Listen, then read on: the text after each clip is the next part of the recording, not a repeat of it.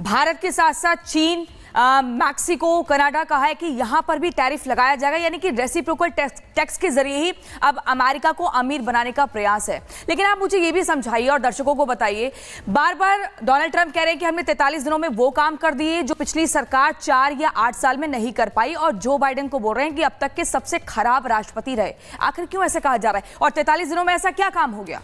देखिए, सबसे बड़ी बात यह है कि जब जो बाइडेन की बात आती है, दिस इज पॉलिटिकल राइवलरी, और वो अपनी कंट्री को, अपने कंट्रीमैन को कन्विंस कर रहे हैं सो दैट जितने एक्शंस वो लेते चले जा रहे हैं उसका सपोर्ट लोकल रहे, क्योंकि लोकल सपोर्ट होना अपने आप में बहुत ज़रूरी है।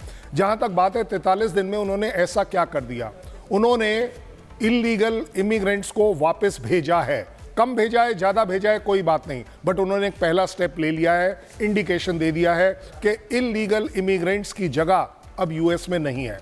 जहां तक बात आ रही है कनाडा और मैक्सिको की, देखिए चीन भी है। मैं चीन को अभी इसलिए बोल नहीं रहा क्योंकि वहां से रिटेलिएटरी टैरिफ जो स्टार्ट हुए, that means what, that means बड़ी क्लैरिटी के साथ उन्होंने एक वार्निंग दी है कनाडा के लिए तो, कि आपका जो चल रहा है वो अपने आप में ठीक नहीं है। अगर आप इंडियन प्राइम मिनिस्टर की विजिट के दौरान देखें, उन्होंने बड़े क्रिस्प शब्दों में कह दिया, बांग्लादेश आप पर छोड़ता हूं।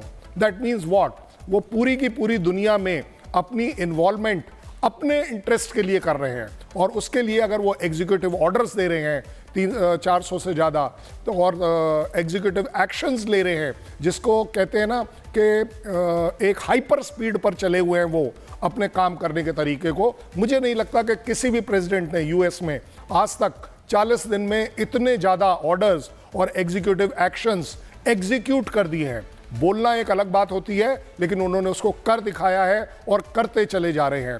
स्ट्रेट वार्निंग्स दे रहे हैं कंट्रीज को, सिचुएशंस को। पूरी की पूरी दुनिया में जो वो दरिया दिली दिखाई जा रही थी कि यस पैसा दिया जाता है एज अ एड, वो उसको उन्होंने कंप्लीटली रोक दिया है। बिल्कुल। और मेजर जनरल संजय सोई भी हमारे साथ जुड़ चुके हैं, डिफेंस एक्सपर्ट हैं। सर, आपसे भी मैं समझना चाहूंगी, क्योंकि देखिए जिस तरीके से डोनाल्ड ट्रंप एक के बाद एक ऐलान किए जा रहे हैं, फिर चाहे टैरिफ का हो या फिर घुसपैठ का मामला हो, अभी तक आपने जो डोनाल्ड ट्रंप का ये संबोधन सुना है, इसे किस तरीके से देख रहे हैं, उसका इफेक्ट भारत में किस तरीके से होगा? बिल्कुल ऐसा है कि देखिए 2-3 बातें यहाँ पर बिल्कुल निकल के आती हैं, जैसा कर्नल शैलेंद्र ने बताया कि आज वो अमेरिका फर्स्ट की बात कर रहे हैं। हमेशा से इलेक्शन के पहले से ही, इलेक्ट होने के पहले से ही बातचीत चल रही थी, और आज उस चीज़ को वो दिखाना चाह रहे हैं कि मैं कर रहा हूँ, ऑन ग्राउंड में एग्जीक्यूट कर रहा हूँ। आज ये जो इनका संबोधन था, जो मेन इसका थीम था, वो था अमेरिकी सपने का नवीनीकरण, यानी कि जो आज तक होता रहा है आज उसको बदलाव ला रहे हैं। और शायद जिसको कहना चाहिए कि बहुत जल्दी में है, इतनी स्पीड है, 43 दिनों में जिस प्रकार से उन्होंने घोषणाएं की, एक्शन लिया, पूरे देश के अंदर के लिए मैसेज, दुनिया के लिए मैसेजिंग उन्होंने किया है कि मैं देखो मैं करके दिखा रहा हूँ। लोगों को जहाज में बिठा के, एयरफोर्स के जहाज में बिठा के हथकड़ी लगा के भेज दिया वापस, ताकि मैसेज जाता है, लोगों को मैसेज जाता है। आज जो संबोधन है उनका, चाहे वो मैक्सिको के ड्रग कार्टल्स के ऊपर हो, या टैरिफ्स के ऊपर हो, या फिर उनका एम्प्लॉयमेंट जनरेशन के ऊपर हो, या सीनियर हेल्थ के ऊपर हो, कई इश्यूज़ जो एक उन्होंने आम आदमियों के इश्यूज़ को भी टच किया है, उनकी शिक्षा के बारे में टच किया है, उनको सम्मान दिया है, जो सैनिकों के लिए सम्मान है वो दिया है। तो हर तरह की जो बात उन्होंने टच किया है कि ताकि एक अमेरिका फर्स्ट निकल गया है। पर मैं यहाँ पर एक बात कहना चाहूँगा कि देखिए अमेरिका जो आज ग्रेट बना है, इतना ताकतवर बना है, वो एक ओपननेस की पॉलिसी थी। दुनिया भर से वहाँ पर लोग आते थे, टैलेंट को अट्रैक्ट करते थे। अगर इस तरह का वो एक क्लोज कर देंगे, America first, employment for America first, economy for America first, तो दुनिया से कौन आएगा वहाँ पर, कौन बढ़ाएगा? कितने अमेरिकी आज, चाहे वहाँ की आप जितनी कंपनियाँ देख लीजिए, वहाँ के CEO, टॉप मैनेजमेंट वो भारतीय हैं। काफ़ी चाइनीज़ भी वहाँ पर बहुत हैं, जिन्होंने वहाँ के अमेरिका को बढ़ने में मदद दिया। अगर वो उस चीज़ को भूल जाते हैं और खाली अमेरिका, तो अमेरिका में इतना कैपेसिटी नहीं है, इतना टैलेंट नहीं है जो लोकल लोगों में, वो नहीं कर सकते इतना टॉप लेवल जॉब नहीं तो क्यों लेते वो भारतीयों को?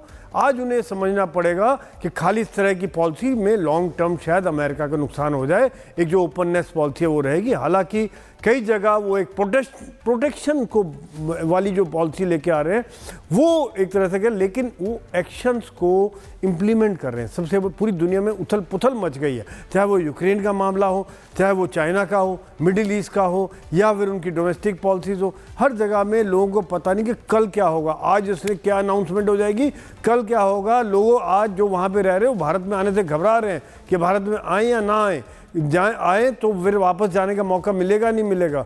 तो एक तरह से डर का माहौल, एक तरह से जो एक अनसर्टेनिटी का माहौल बना हुआ है। हालांकि ये अपने कह रहे हैं कि ये मेरी पॉलिसी है जो अमेरिका फर्स्ट है, लेकिन देखना पड़ेगा कि क्या ये 2 साल बाद भी इस प्रकार का रहेगा या इन सब चीज़ों पे टिके रहेंगे, क्योंकि इनके इम्प्लीकेशन जैसे कि अभी कर्नल शैलेंद्र बता रहे थे कि चाइना ने भी अपना वापस कर दिया है, टैरिफ बढ़ा दिए हैं, बाकी यूरोप आज अलग हो गया इनसे, यूरोप अपनी अलग ताकतवर बनने की कोशिश कर रहा है। तो ये सब बात देखते हो अगर क्या अलग थलग रह के अमेरिका इतना जिस तरीके से तमाम बड़ी बातें ट्रंप एक के बाद एक कर रहे हैं, वो कहीं ना कहीं ये दिखाता है, जिस तरीके से आपने भी कहा कि ट्रंप के लिए अमेरिका फर्स्ट है। कर्नल शैलेंद्र, मैं आपका भी रुक करूंगी, लेकिन इस बीच एक बड़ी जानकारी ब्रिटिश मीडिया के हवाले से खबर आ रही है। सैन्य जानकारी नहीं देगा, सैन्य सहायता नहीं देगा अमेरिका, जानकारी भी नहीं देगा। अमेरिका ने सैन्य जानकारी देने पर प्रतिबंध लगा दिया है। यूक्रेन पर ब्रिटेन को सैन्य जानकारी, सैन्य सहायता नहीं देगा। कर्नल शैलेंद्र हमारे साथ जुड़े हुए हैं, संजय सोई भी है। कर्नल शैलेंद्र, मैं इसी पर आपसे जानकारी लेना चाहूंगी, समझना चाहूंगी। देखिए अमेरिका, और सबसे पहले हमने जिस तरीके से देखा था, जो बहस हुई थी व्हाइट हाउस में, उसके बाद ये एक के बाद एक बड़ा स्टेप और धमकाते हुए ट्रंप सीधे नजर आ रहे हैं और अब कह दिया सैन्य सहायता नहीं देगा। सबसे बड़ी बात है, अगर जनरल सोई सर मुझे परमिट करें कि यूएस में कंट्री फर्स्ट का जो नारा है वो पहली बार लगा है और मुझे लगता है वो इंडिया से कॉपी किया गया है, क्योंकि पूरे वर्ल्ड में भारत करता ही हर बार से चीजें ऐसी है कि कॉपी करने की नौबत आ जाती है। देखिए, और ना केवल ये, अगर आपको याद होगा जब प्राइम मिनिस्टर ने ये भी कहा था this is not a era of war, ये कंट्रीज में हर प्रेसिडेंट ने रिपीट किया है। ज़्यादा बड़ी बात यह है कि मैं एग्री करता हूं कि जहां तक एम्प्लॉयमेंट की बात है, इसमें कोई शक नहीं है कि यूएस में जो ब्रेन है वो बाहर की कंट्री से है और उसमें इंडिया लीड कर रहा है। अपने आप में मैं कहता हूं शायद इंडियंस को इग्नोर आप इसलिए नहीं कर पाएंगे क्योंकि जो क्वालिटी है, जो सोना और डायमंड है, वो अपने आप चमकेगा अगर आज आप किसी वजह से आंख बंद करेंगे। दूसरे देशों में उसका बेनिफिट चला जाएगा, क्योंकि सीईओ अगर आपका अच्छा होगा तभी आपकी इंडस्ट्री ऊपर जाएगी। जहां तक बात है सैन्य सहायता की, देखिए बड़ी सीधी बात ये होती है कि उन्होंने बड़े पॉइंट ब्लैंक कहा 300 नहीं, $350 बिलियन। अगर आप सिर्फ एक महत्वपूर्ण बातों का सर जिक्र कर रहे हैं आप, लेकिन मुझे माफी के साथ आपको रोकना होगा, वक्त की कमी है। लेकिन सीधे तौर पर देखिए, अमेरिका की पहचान है टैलेंट और ट्रेड, इसी के तहत वो आगे बढ़ रहा है और अमेरिका ने कहा है कि देखिए ये एक समय की मांग है, इसीलिए अमेरिकी प्रशासन उसी समय के अनुसार बड़े बदलाव कर रहा है, साहसिक कदम उठा रहा है। एक छोटे से ब्रेक के लिए हमें रुकना होगा, फौरन लौट रहे हैं, आप देखते रहिए Republic Bharat. Your country is in big trouble. I know.